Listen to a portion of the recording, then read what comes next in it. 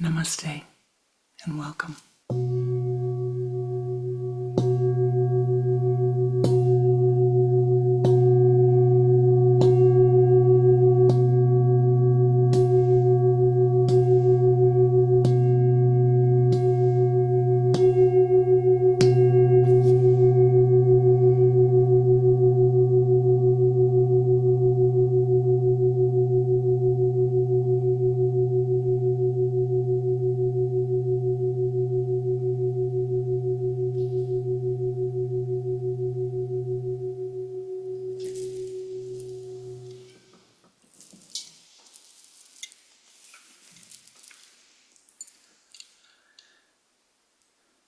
O Great Spirit, Namaste. Saints and sages of all times, of all places, Namaste. O ye pathmakers of old, Om Shri Babaji Ya Namaha. Om Shri Lahiri Mahasai Ji Ya Namaha. Om Shri Yukteswarji Ya Namaha. Om Shri Paramahansa Yogananda Ji Ya Namaha. Om Shri Shali Ji Ya Namaha. Om Shri Goswami Kriyananda Ji Ya Namaha. Most beloved and precious Ishtadevata, in all of thy names and all of thy forms, Ya Namaha. Come be with us. Come sweep clear our paths. Come bless us. Bless us again and again and again. That the obstacles to our lives be dissolved away. Om Shanti, Om Shanti, Om Shanti.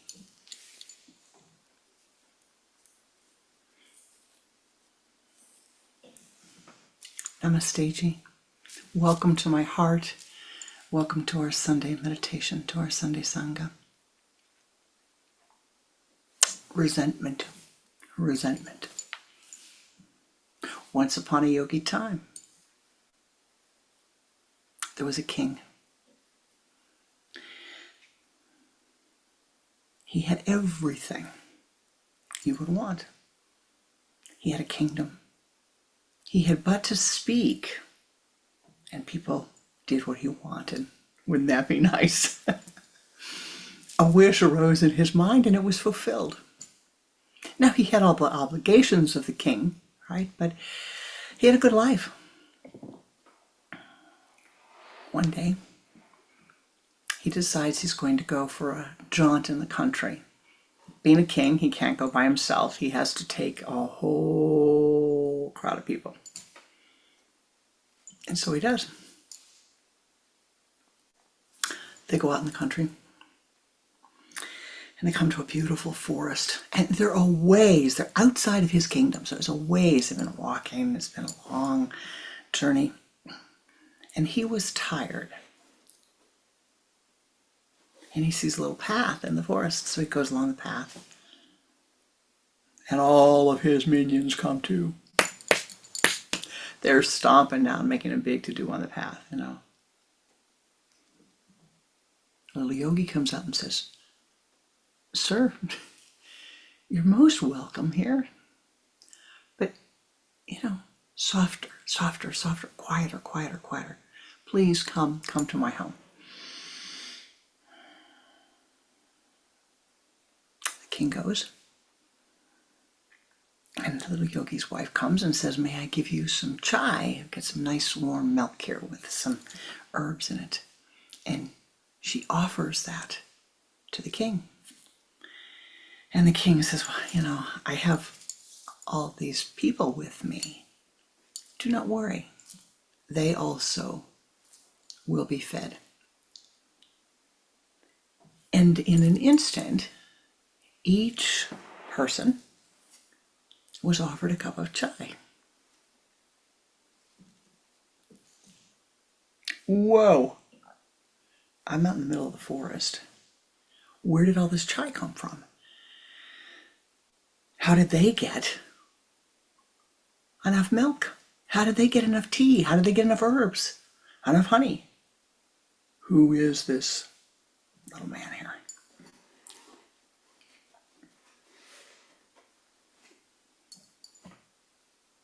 I'm hungry. Do you have any food? Of course, Your Majesty, of course. And food is brought to the king. And then food is brought to all of the people who are with him. So now they've had food and they've had drink. And the king says, I have to ask, please, what is your name, sir? We'll keep it short, Your Majesty. My name is Vak. Oh, well, you can call me Vish. Vish, Your Majesty. Fine. Vak, tell me, how have you done this? Where, you must have some special yoga city. Yeah. Vak smiles and he says, well, you see out the window that cow. That's a special cow. It's a wish-fulfilling cow. And everything we need, the cow gives to us. Wow. Vish the king sits back and says, well, you know, I have an awful lot of people to take care of. I think that I should have access to that cow. In fact, I think you should give the cow to me. I'll take it back to the kingdom and I'll take care of it. Sorry, Your Majesty, but that cow belongs to the deities. Can't give it to you. Won't work for you.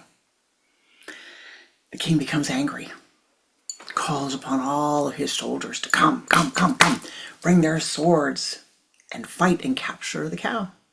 So they rush to the cow, and the cow transports itself. They rush to the cow again, and the cow moves off. They rush to the cow a third time, and the cow is floating above them, looking very happy. And Fox says, I'm sorry. It doesn't matter how many people you send, how many times you do this. The cow is not yours. The cow will not come to you. Who are you? What spiritual powers do you have that you can make this happen? Don't worry about it, Your Majesty. Don't worry about it. Just take the food and take the chai. Enjoy your trip here and go back to your kingdom. And the king doesn't like that. And he calls upon his swamis. Says, tell me the secret. What's the secret? For in his heart, resentment had started to take place. The thorn of resentment had entered into his heart. And he resented, starting to just resent it. It was like a thorn that was just sticking in. How is it that this simple little yogi has a wish-fulfilling cow and he won't give it to me? And I can't think of a way to capture it. Well, the chief Swami says, Your Majesty, it's simple. He is a Brahma Rishi. Brahma Rishi, the master creator.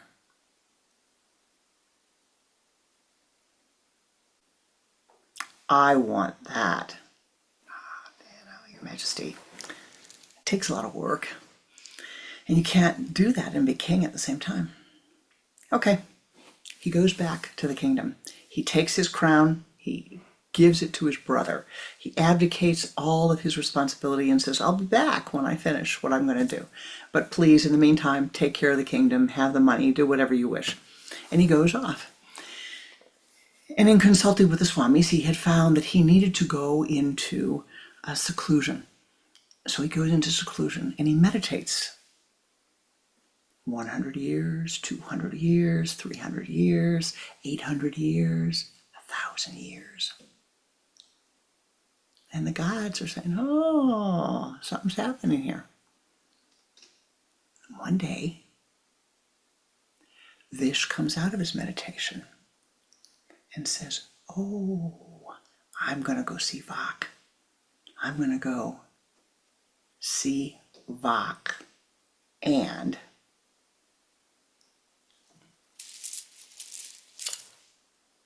that thorn of resentment was still there.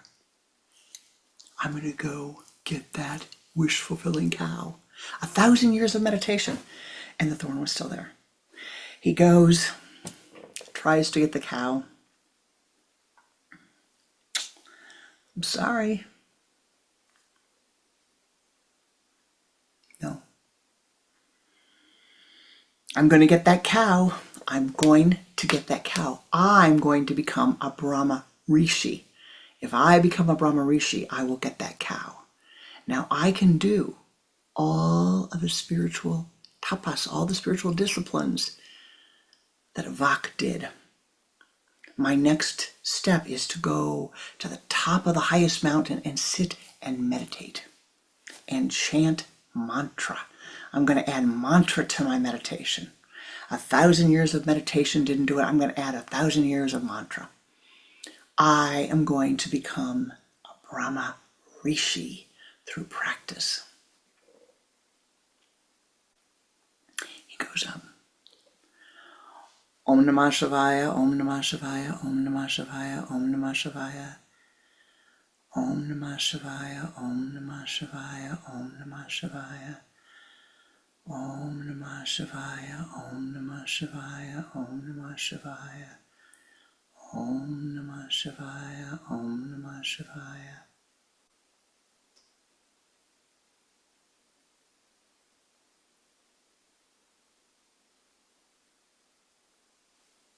You can hear it, right? It was radiating through all the mountains. He was chanting, no breathing, just chanting Om Namah Shivaya for 1,000 years. And Shiva heard him. Brahma heard him. Vishnu heard him. Oh, he's getting there. He's getting there. They were all so excited and so enthused. Yes, he's going to become a Brahma Rishi. And my beloved, a moment in time came. And Vish ceases his chanting and says, it is time to go see Brahma Rishi Vak. First time he called him Brahma Rishi. I'm going to go see Brahma Rishi Vak. Oh. He walks down the mountain. And the closer he gets to Vak's house, oh no, that resentment that was there, that had been there 2,000 years before, it's still a thorn in his heart. It's still a thorn in his heart. It's throbbing in his heart. He can feel it. He can see it. It's throbbing in his heart. He gets to Vak's house and he sees a rock, my beloved, a rock. And the resentment has built so much. He picks up the rock and he says, this is it. All these years of spiritual practice, when he comes out that door, I'm going to crack him over the head with this rock. And then the cow will be mine. Oh, what happened? Oh my goodness, what happened? He goes over to the window and he hears Vish and his wife talking. And Vish is saying to his wife, oh, can you believe? Look at what wonderful spiritual progress. Vak is saying, what wonderful spiritual progress Vish has made. And his wife says, will you bless him? Oh, yes. As soon as he comes here, I will give him the blessing of Brahma Rishi. for he has earned it. All of his spiritual disciplines, he has attained that state.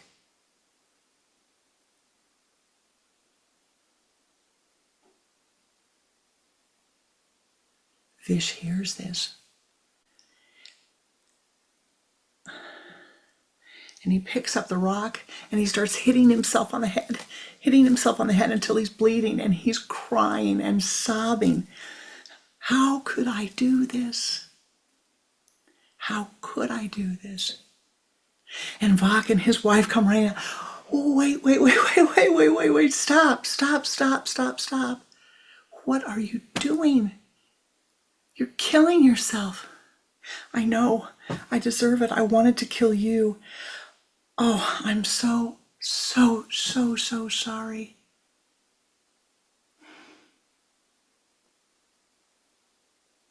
I don't deserve any blessings that you would give me. That thorn of resentment is still in my heart. And all I could do was hit my head to stop it. Now the Kriya ritual is not to hit yourself on the head.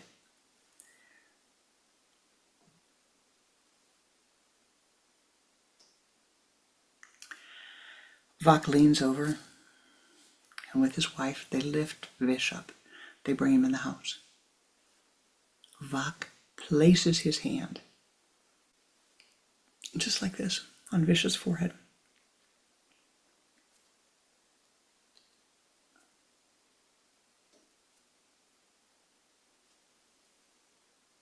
The bleeding stops. The forehead heals. And from the crown center, Anandic bliss radiates forth and pours forth from Vishvakarmananda. And he is blessed and given the sacred title of Brahma Rishi. He or she who has attained the state of enlightenment through their practice. And the two sit and meditate together. The three sit and meditate together and send forth their blessings to us, to all of us. Yes, this is what is done. Now, what does the story tell us? Now, excuse me, I want to look at my notes. Just a minute.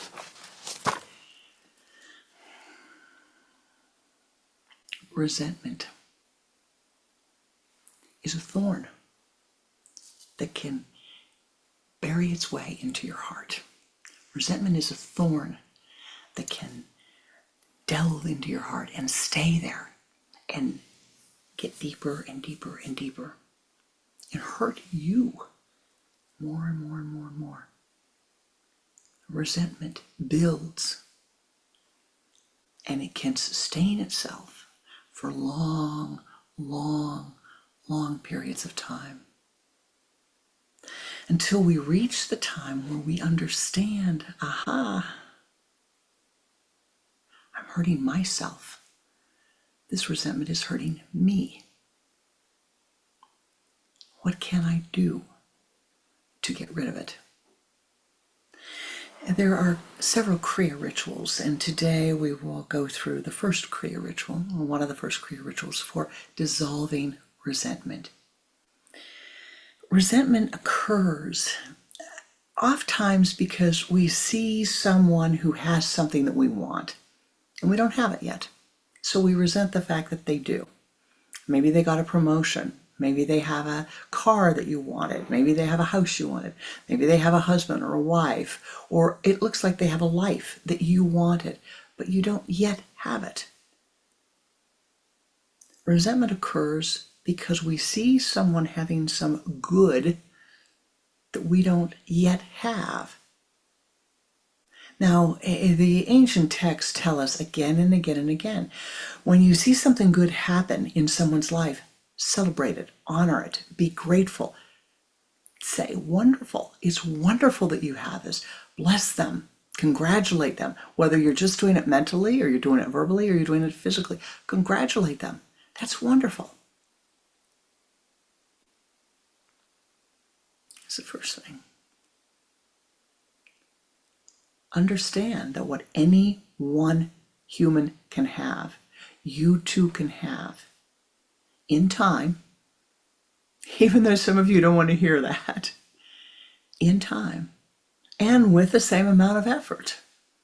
I know it looks like this person got this wonderful karma right away. You haven't seen all the effort that they've put into it, all of the years of spiritual discipline that they put into it, all the years of effort that they put into it. This one thing that has manifested in their lives. But let's take this to a more immediate circumstance, if you will. Let's say that something has occurred in your life and you have found yourself with a situation, a person that you resent. Doesn't matter what the reason is, but the first step is to recognize that your unwillingness to forgive a real or imagined slight is a spiritual obstacle. It doesn't matter if this wrongdoing has actually happened or if you've just imagined it happened, but it's an obstacle to your attaining enlightenment. To your attaining, forget enlightenment. You don't care about enlightenment. How about joy? How about contentment? How about happiness? Santosha. Contentment. Your unwillingness to forgive is the obstacle here, my beloved. So it is the obstacle to your attaining cosmic consciousness. Now, a lot of times you hear people say, and I ask you when I say this, have you ever heard yourself say this? I can forgive, but I can never forget. Really? I can forgive, but I can never forget. And the second thing that they're saying is, I want to forgive, but I can't. I want to forgive that, but it is so horrific that I cannot forgive it.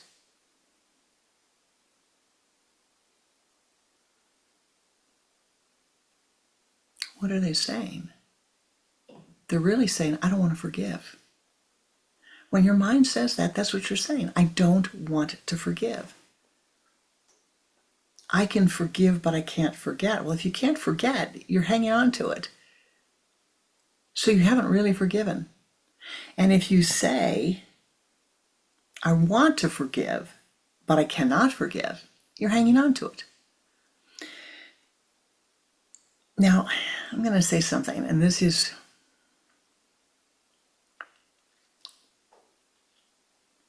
probably not you, all right?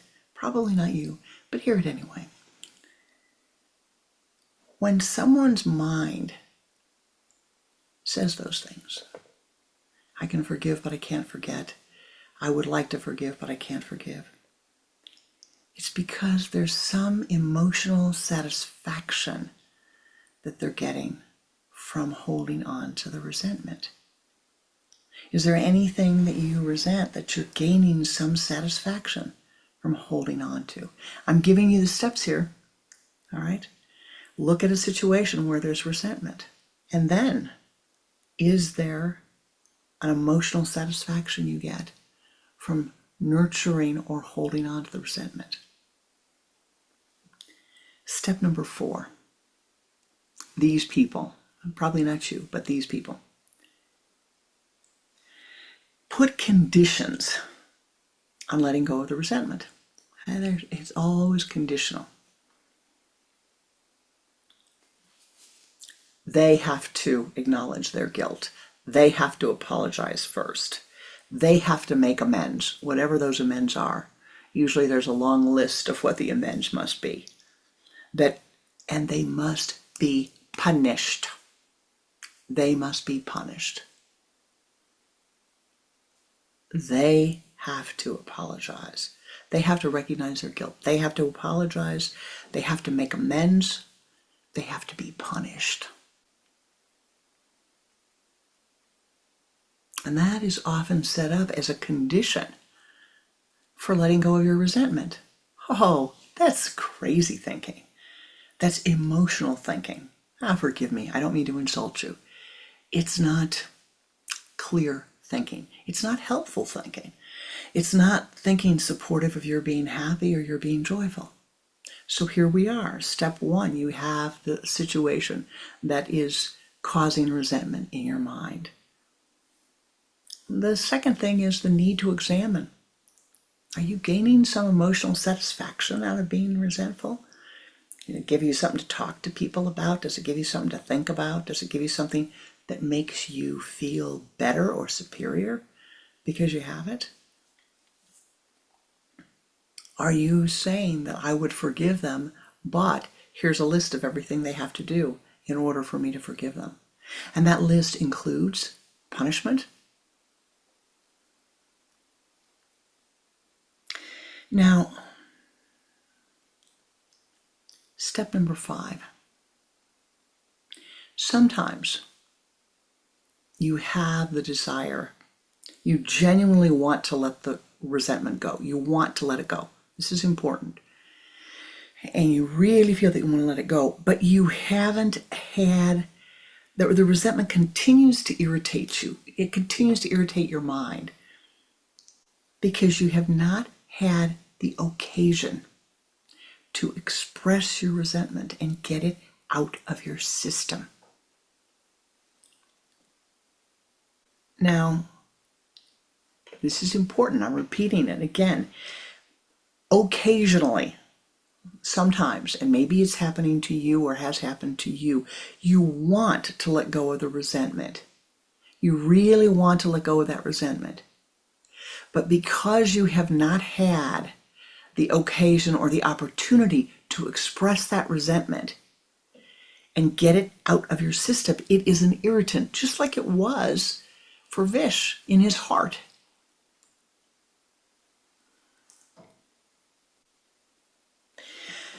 Now, I am going to stop here and say one thing to you that's really vital. In every Kriya Yoga ritual, a ritual is something that occurs internally. It is something that you do. We are not talking about you going out and seeing the person that you have the resentment towards and speaking to them or doing anything. No, it's all internal action because it is what is happening within you that is relevant to all of this. All right? So if you want to get rid of the resentment, you realize it's within me to do this. Now, that really is a thorn's, a razor's edge, if you will. But it is accurate. Now, this is an unusual ritual, the ritual of releasing resentment. Because sometimes that genuine desire to let go of the resentment is no substitute for the need to spit it out, to literally spit out the point of anger and resentment. And I'm saying that literally. Oftentimes, emotions flow into your being. They flow into you down your chakra channel, but they flow in through people, events, things, and situations. Sometimes an event will happen, a person will come into your life, something will happen, a situation will occur. And every emotion is gluey. They all have friends. But sometimes something occurs because of the time and the place that it occurs. Hear me. Sometimes a pet, people, event, things, situations occurs and they stick because of the time and the place. And they grow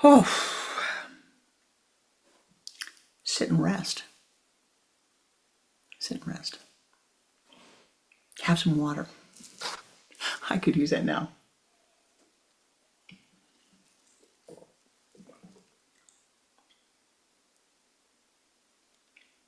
Then you look at the event. You stop.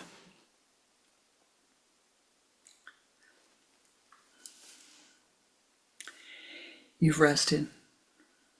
And you see the event, the person, the situation in your mind's eye. From the other person's point of view. You see it from their point of view. Oh. Wow. How does it look from their point of view? How does this situation look through his or her eyes? Write it down if you can, but hold it, see. Oh. Most actions, my beloved, most actions that cause resentment to arise, most actions that are hurtful to you or have caused you pain are a result of some sort of deep-rooted unhappiness in the other person.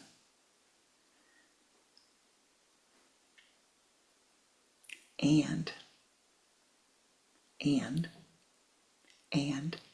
don't forget the and.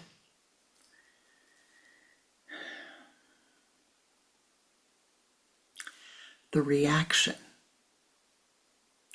is the result of some deep-seated malcontent within you.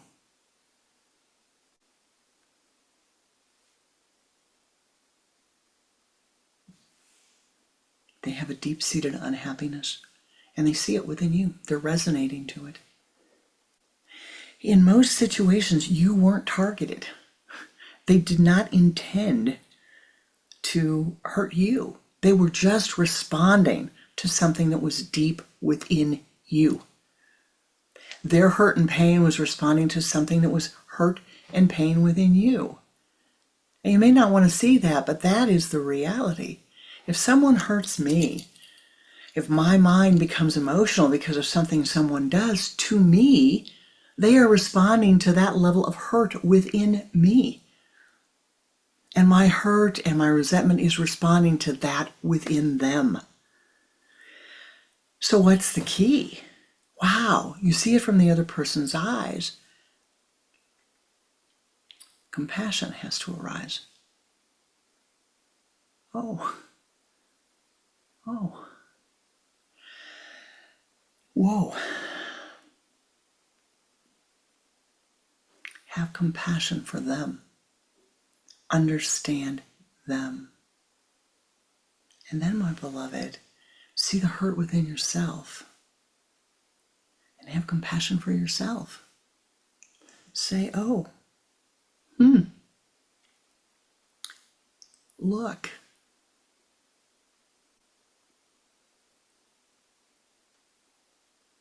And gain insight through your tarka, through your deep reflection. Gain insight into your own personality, into your own mindset, your locked-in mindset. You're feeling that there's not enough, that you're never going to have enough, that everybody else has more than you, that people like them better than they like you. The jealousy that's in your mind, the insecurity. And really, if there's one obstacle that really causes resentment to build and to grow, it is this erroneous thought that in order to have contentment, in order to be happy, you have to have the approval of others. It is an error in thinking, and it is a thorn that will grow in your mind and grow in your life and feed anger and feed resentment. Let go of the need for approval of others. And you hear me say that again and again and again. Just be happy, using the words of my guru, Swami Pranananda. Just be happy. Let go of the need. Who cares if I approve of your life? Who cares if you approve of my life? Who cares if the man walking down the street approves of how you have your hair? Or the woman in Spain approves of how you have your hair? I had somebody in Toledo, Spain, come to me and say, grabbing my hair, really a big offense. We don't do this. I could take you to a place to get it colored. I know, really. I mean, I still laugh at that. I had to laugh at that. I thought, wow, now I could have really grabbed onto that and felt like she didn't approve. She didn't approve. I thought it was quite funny that somebody thought that it was okay to tell me what they approved of and didn't approve of. Well, I think she was saying more than that spiritually. She was definitely saying more than that spiritually. But you need to gain, we need to each gain compassion for the other. You know? And what does that show? It shows I've been around for a few years and I'm not trying to hide it. Right? That's all. But if I wanted to hide it, I could do so. You need to gain, you and I, not just you and I need to gain compassion. Now I'm going to end this section because we'll go next section next week. We'll talk about another method, but I want to summarize here. If this doesn't work, then comes really, so the steps are, you're visualizing the person, you're articulating everything that you're emotionally upset about. You say, you speak it. If you have to yell it, you yell it. If you have to, hit the table, you hit the table. I don't recommend throwing things, but express it loudly, express it clearly, express it verbally. And then stop and rest and see the situation from their point of view.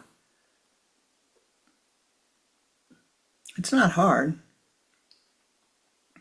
Just go to the other side. Lift, ascend above your emotionality. Go to the other side. Come back. Look at it. See them. And recognize that whatever they reacted to, however that circumstance was, there was deep hurt within them that was resonating to the deep hurt within you. That's all it is. 2 likes. If you sit and meditate and you're both happy, 2 likes. If you're both malcontent, 2 likes. Come together. Now, the next thing, which I'm going to tell you, to me,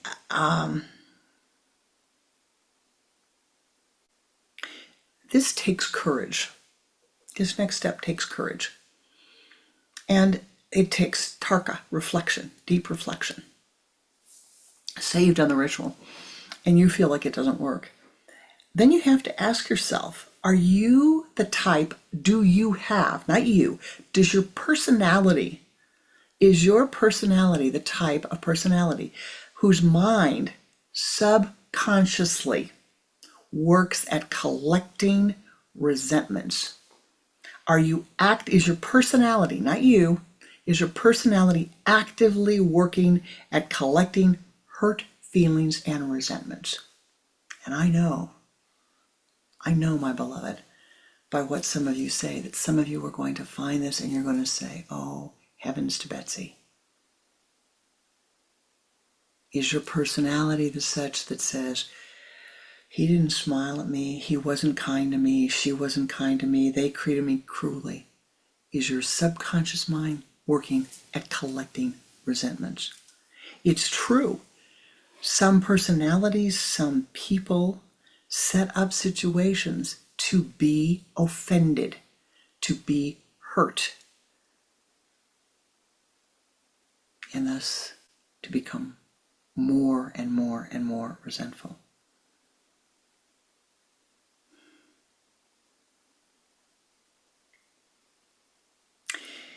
If you are of this type of personality, it will help to neutralize your expectations of others, other people, other groups of organizations. We'll talk more about that next week. But let me close this before we meditate with two thoughts.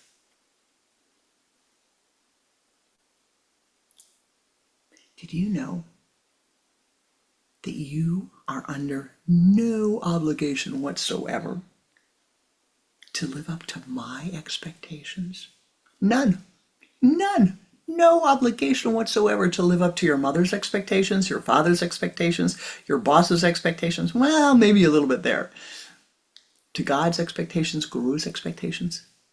You heard me say you're under no expectation, no obligation to live up to God's expectations. And always remember the story that Sri Shaliji, Goswami Kriyananda's guru, told. He'd been in meditation for 3 days and he came out, and Kriyananda was at the ashram at the time. And Guruji, I know, I can tell by the glow that, you made it there. What happened? Pretty courageous thing to ask the guru. This was after he'd been out for a day, and Shelley said, "Oh, it doesn't matter, Kriyananda. It doesn't matter what he said. I'm not going to do it. It doesn't suit my personality. It's not right for me." You mean you went to all the trouble of going up there to meditate? You came to the face of God, you asked the question, and he gave you an answer, and you said, "Okay, thank you, but no thank you." You're not under any obligation to live up to anyone's expectations. Thank goodness. Nor am I under any obligation to live up to any of your expectations. Thank goodness for that. We're going to close with a thought that is very, very important. Now, I've given you the process, all right? I said you visualize the person in your mind's eye, you express your anger, you look at them from the other side, you have compassion for them, you have compassion for yourself. You observe your own personality afterwards. You recognize, I don't have to live up to anybody's expectations. And we'll talk about neutralizing that next week.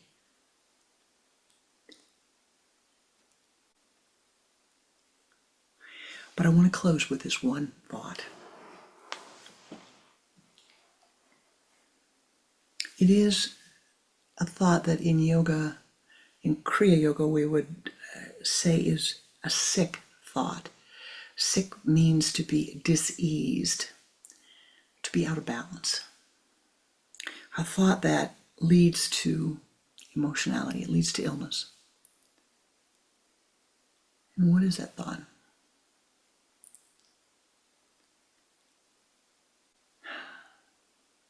If you truly love me, you will ... If you truly love me, you will ... If you truly love me, you will ...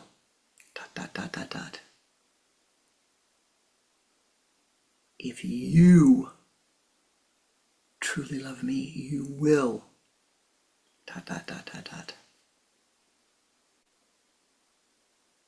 If that thought ever arises in your mind, neti, neti, neti, that leads to tremendous, tremendous, tremendous, tremendous resentment, tremendous hurt. Not a thought to cling on to. And as we move into our meditation for the day, I'm going to leave you a secret. Secret to the entire ritual begins with you making a decision to give up your resentment. You making a vow to yourself to give up your resentment. The powers that be will bless you along the path, my beloved. The powers that be bless you at this moment. The powers that be are sweeping clear your path, that you will let go of the resentments that are feeding pain and suffering of your life. The powers that be pour forth their blessings upon you at this time, that your way be cleared, that the pain and suffering and chaos of the mind be cleared, that you see clearly the path that you will walk to your own cosmic consciousness. And now let us meditate together. Namaste, dear. Namaste. Holding your attention at your sun center, the point between your eyes. Turn your head to the left and exhale twice. Bring the head back to the center and begin to watch your breath. Moving the energy from the limbs of your body to the trunk of your body. Use the sipping breath, drawing the energy in.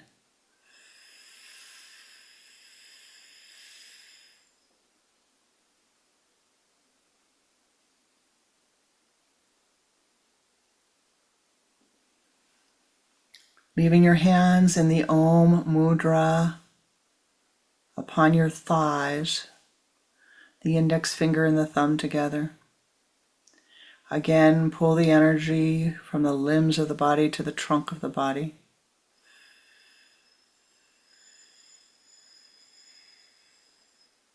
With the next inhalation, from the trunk of the body to the spinal column.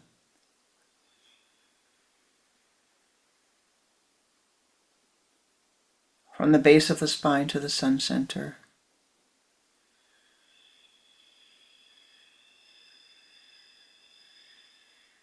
Move that energy as a golden ball of light out in front of you and expand that circle of light and sweep it around your body, moving counterclockwise 3 times. Encase your body in golden light.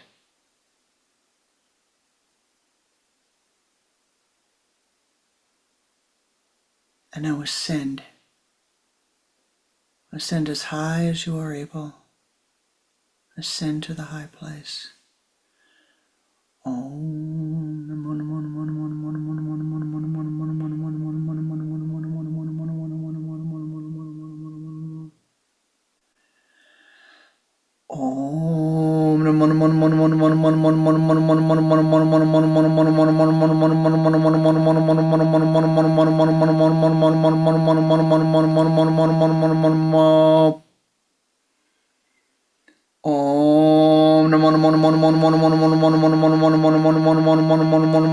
Namo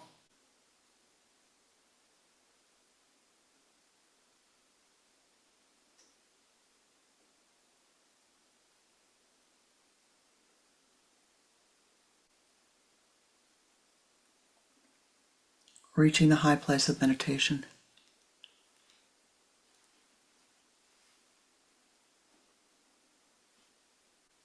Focus your attention at the sun center, the point between the eyes.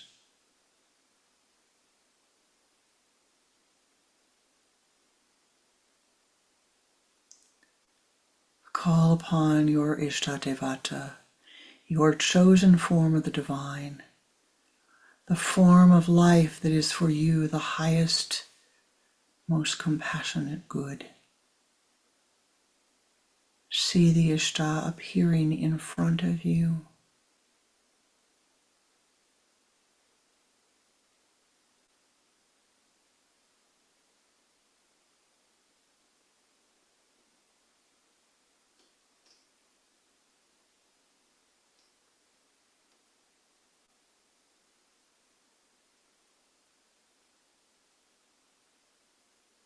Keep your attention focused at the sun center.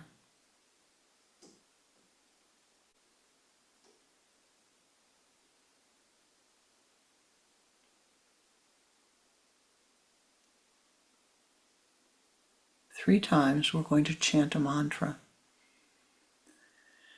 The mantra is Aham Brahmasmi. This mantra radiates the state of consciousness that thou art the creative principle. As I chant, you respond, visualizing in your mind's eye your Ishtadevata. Aham Brahmasmi.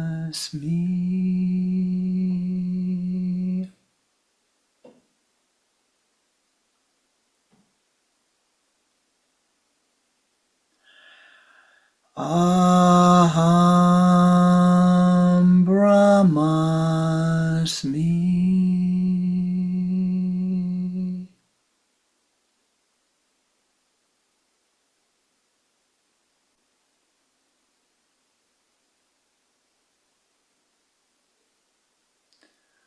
Aham Brahmasmi.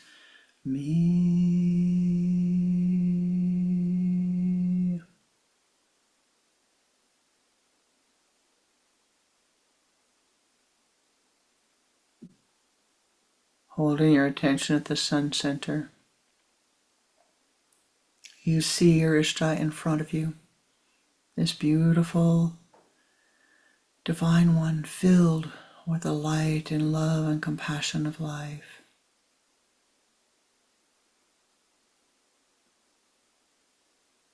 With love pouring forth towards you, upon you, within you.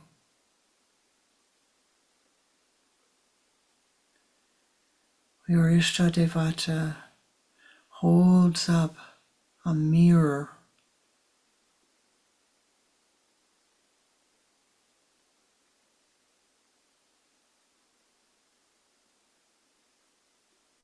in that mirror you see the light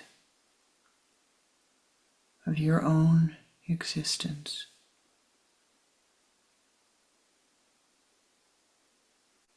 If you wish at this moment, gaze at the light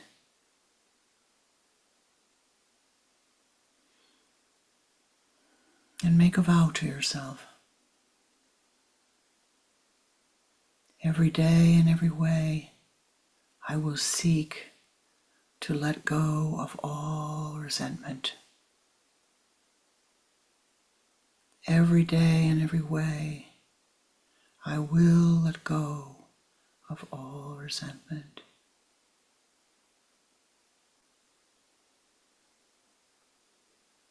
Every day and every way, I will let go of all resentment.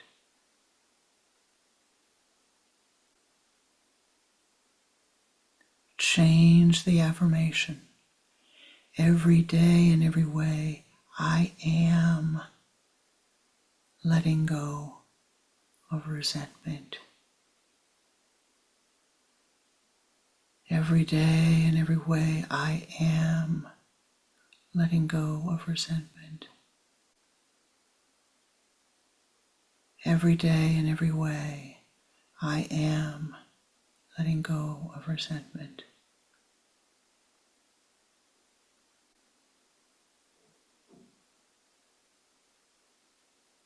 And feel the light pouring back upon you.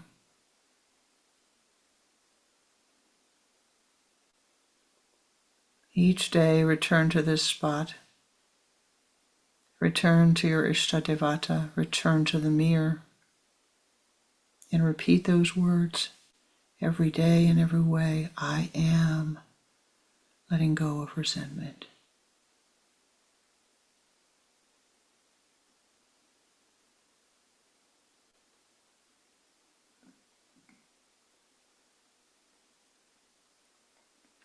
Holding this blessing in your mind's eye, ask your Ishtadevata to join with us as we all join in a circle. In the center of the circle is the light of Kriya, the light of the divine. We draw together at this moment to send forth our blessings upon the earth. We will use the Om Shanti mantra.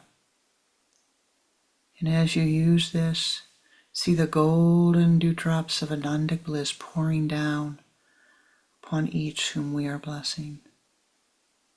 O ye powers that be, thou knowest better than we where these blessings are needed, how they are most needed, how they will be most beneficial.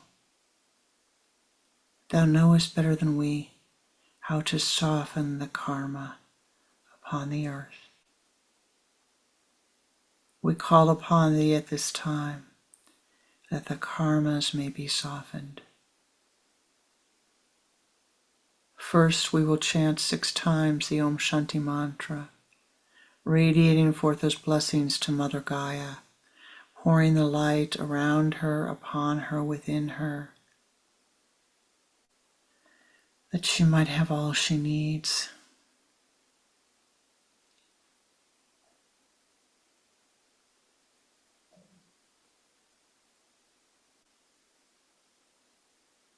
Let us begin. Om Shanti, Shanti, Shanti, Om Shanti, Shanti, Shanti, Om Shanti, Shanti, Shanti, Om Shanti, Shanti, Shanti, Om Shanti, Shanti, Shanti, Om Shanti, Shanti, Shanti.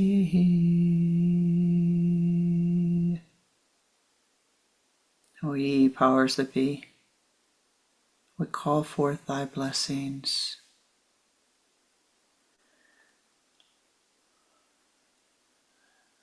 to help and to assist all of those who are living through the fires upon the earth, all of those creatures, all of the beings, Mother Earth herself.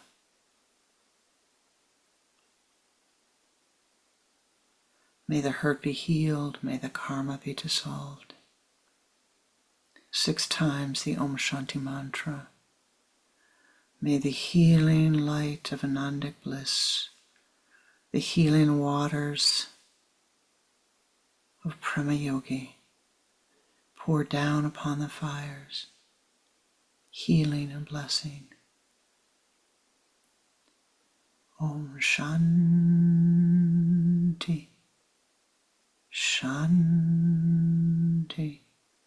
Shanti, Om Shanti, Shanti, Shanti, Om Shanti, Shanti, Shanti, Om Shanti, Shanti, Shanti, Om Shanti, Shanti, Shanti, Om Shanti, Shanti, Shanti.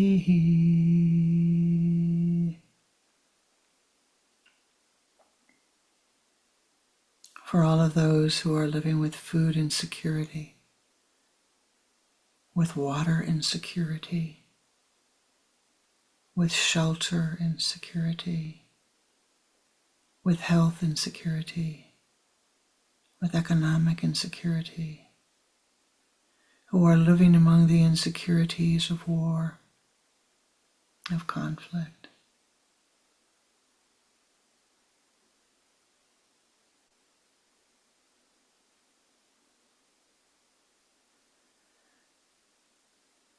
May they be blessed. May the karma be softened and softened and softened and softened. May the karma be dissolved. May the hurt be healed. Again, 6 times the Om Shanti mantra.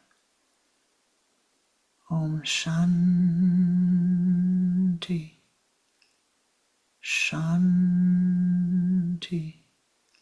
Shanti, Om Shanti, Shanti, Shanti, Om Shanti, Shanti, Shanti, Om Shanti, Shanti, Shanti, Om Shanti, Shanti, Shanti, Om Shanti, Shanti, Shanti.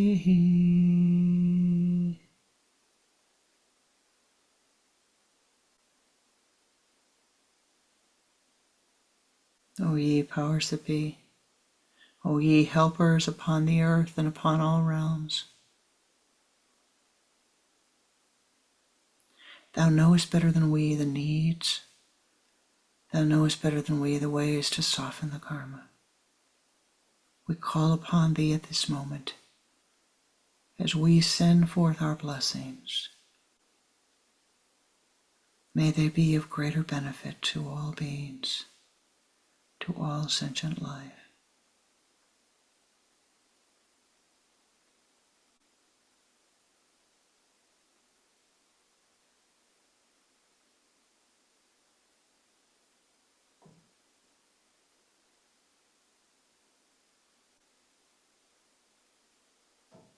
In your mind's eye, chant the Om Shanti mantra, using the power of your mind, letting the golden dewdrops of Anandic bliss radiate forth.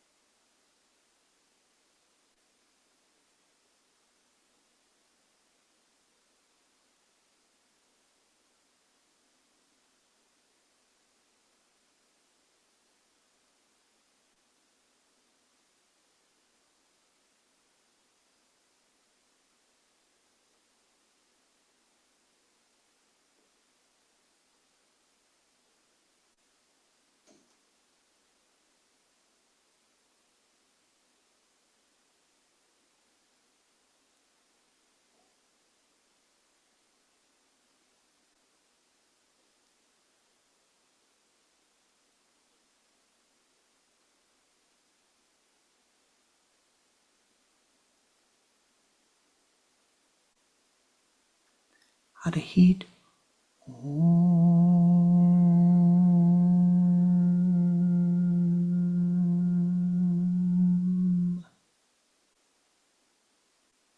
Ananda,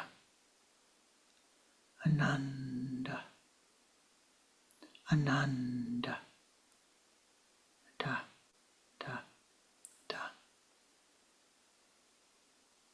Thou art blessed. Thou art triply blessed. With each breath that you breathe, become an ever greater blessing unto all of those who enter your aura. Namaste. Namaskar.